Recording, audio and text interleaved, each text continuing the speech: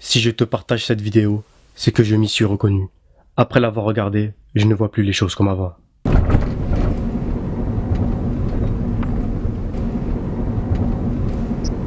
On est dans une situation critique, ya Ikhwan. On est dans une situation de cancer, de phase finale du cancer de la foi, ya Ikhwan. Sauf qu'on s'en rend même pas compte, c'est ça le plus grave. On est dans une situation urgente. Combien d'entre nous n'arrivent pas à dormir la nuit par rapport à ce qui se passe à nos frères et sœurs? Allah, combien? Allah. Même al-mahabba, même le lien d'amour, fils abilillah, il a tellement disparu à ce point-là. À ce point-là qu'on est sur Facebook, on voit un truc, on voit une vidéo avec nos frères et sœurs qui se font massacrer. Ah, rahimahumullah. Et 5 minutes après, on est en train de bahak avec quelqu'un au téléphone. Nos cœurs, ils sont morts à ce point-là, subhanallah. Au point que si quelqu'un, on ne le connaît pas, on ne sait pas l'aimer. C'est ça l'amour, fils abilillah.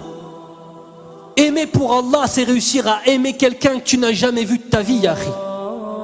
Parce qu'il a une foi qu'il partage avec toi, qui est la chose la plus importante.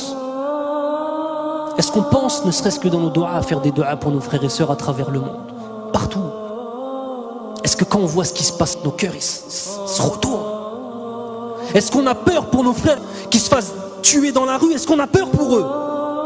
Est-ce que quand tu vas rentrer, est-ce que quand je vais rentrer chez moi avec ta femme, elle va voir ton visage, elle va dire qu'est-ce que t'as, ya Habibi? Qu'est-ce qui se passe? Tellement ça va se voir sur nos visages. Quand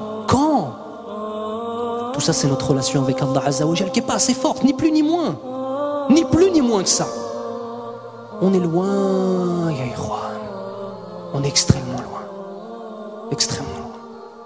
C'est un musulman, même si un bébé, bon, j'ai le pouvoir de dire, ça m'énerve. Tu vas pas tuer le bébé quand même? Moi, je tue le bébé. Moi, je tue le bébé. Mais un bébé de 2 ans, par exemple. Moi, je le tue. Mais 1 an, même si avec les femmes avec des grossesses, moi, je le tue. Si le musulman ne parte pas dans le kilomètre 5, nous, les Antilles, nous devons aller pour prendre tout le reste des musulmans là-bas pour manger. Parce que le musulman, c'est bon pour manger. Parce qu'il avait beaucoup de têtes, donc il faut manger comme ça. Bon.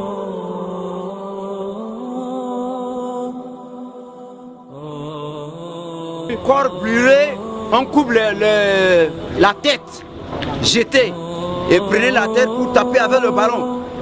Ce n'est pas ça. On coupe notre corps là pour manger. Est-ce que dans nos yeux, est-ce qu'on mange le corps des gens? On ne mange pas.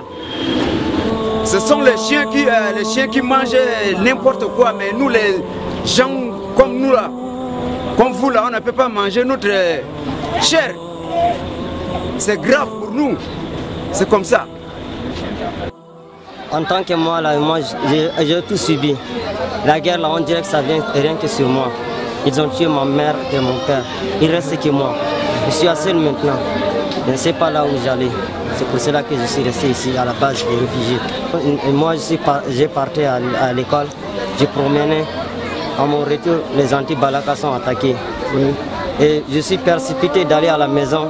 Je n'y suis pas arrivé. Et ils m'ont dit qu'ils ont tué mon père et ma mère. L'histoire d'un homme que j'ai rencontré ce matin au camp réfugié, il est en train de me raconter une histoire réelle qu'il a vécue sur le terrain. L'histoire c'est quoi? On a tué son fils, on l'a obligé de manger la chair de son propre fils. Il l'a mangé par obligation, mais ce dernier, il parlait en pleurant. Il me dit s'il pouvait pleurer avec du sang à lait, il le fera. Vraiment, et il a dit adieu à la viande. Lui, il ne va plus jamais manger de la chair, que ce soit la chair des animaux, comme poissons, etc. Il a juré de ne plus manger la viande parce qu'on l'a obligé de manger la chair de son fils, mes frères. C'est vraiment terrible. Ces gens-là, ce sont ceux qui nous aident ici à vivre. Sans eux, on serait déjà morts. Parce que les vivres ils nous amènent des vivres chaque fois. Nous mangeons grâce à eux une fois par jour. Mais ça ne nous dérange pas. L'essentiel, c'est de vivre. Mais seulement, nous remercions beaucoup l'opinion internationale ainsi que les bienfaiteurs. Nos bienfaiteurs que vous êtes. Alors nous vous encourageons de continuer à agir de la même façon pour ne pas que nous mourions de faim. Parce que nous venons de très loin.